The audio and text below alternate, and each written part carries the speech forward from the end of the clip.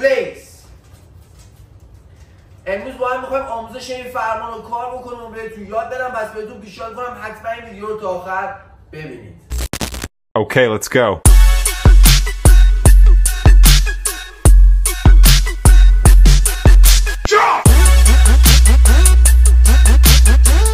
سلام برای چطور؟ من رضا رحمانی هستم، مربی لوریل کلاب و داخل این چنل قرار کلی اطلاعات خفن بهتون بدیم. همونطور که اول ویدیو دیدید ما میخوایم امروز فرمان پلیس یا همون وسط پا اومدن رو با هم دیگه کار بکنیم و بهتون یاد بدم. واسه شروع بچه‌ها نیاز داریم به تشویقی، چون بدونید بیس همه آموزش‌ها، همه فرمان رو وقتی میخوایم یاد بدیم بیس همشون با غذا و اولین چیزی که باید باشون کار بکنیم با چیه؟ با غذا، نه با توپ و اینا. برای انجام این کار نیاز به تشویقی نرم داریم، مثل مرغ و گوشت و اینجور چیزا. غذا خوش نه بچه‌ها، مرغ. به خاطر اینکه سگ باید تغییر جایزه کار کنه تو انجام این فرآیند، به خاطر همین نیاز داریم که بخواد یه غذای نرمی باشه، ریزیز بتونه ازش بخوره. پس با من همراه باشید. اولین کاری که می‌کنیم بچه‌ها، ما غذا رو می‌ذاریم بین شست و کف دستمون و میگیریم جلوی پوزه سگ رو قشنگ بلندش میکنیم، میکشونیم. من بغل میرم ببینیم،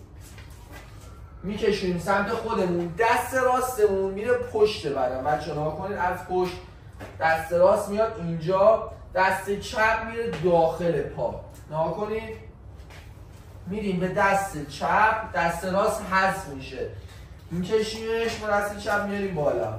دیدین؟ یه بار دیگه با هم میریم، خود میریم با دست راست میکشیم عقب، با دست چپ میاریم وسط. نگاه کنید. برای اینجا دو تا دست با هم دیگه اضافه میشه. یه بار دیگه بچه‌ها با هم بریم. بودو ایزاده. دست راست، دست چپ، دو تا دست غذا. دست راست میکشه عقب، دست چپ میره بین پا، سگو میاره وسط پا. گوریزی. تشویق فراموش نشه رفقا. گوریزی. یه موضوعی که هستش اینه که اول هر آموزشی ما نیاز به این نداریم که به سگ با فرمان بخوایم کار کنیم. ما نیاز داریم اول سگ توی اون پوزیشن بره، بعد باهاش تغییر جایزه کار کنیم. تغییر جایزه هم چیه دیگه واسهتون توضیح دادم چیه.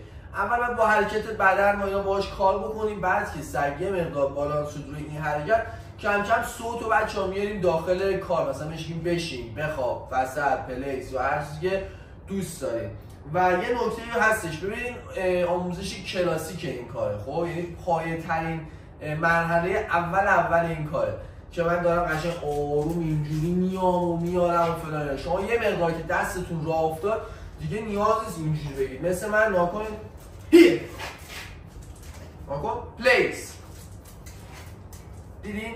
به همین راحتی. ولی برای اول کار شما باید با همون تغییر جایزه کار بکنید. ممنونم که ما رو دنبال کردید. حتما چنل ما رو سابسکرایب کنید، ویدیوها رو لایک کنید، کامنت بذارید. با این کار کلی حمایت از ما میکنید. تشویق کنید میشه که ویدیوهای بیشتری براتون بذاریم. پیج اینستاگراممون هم این زیر میذاریم، حتما فالو بکنید. خیلی دوستتون دارم. مراقب خودتون باشید.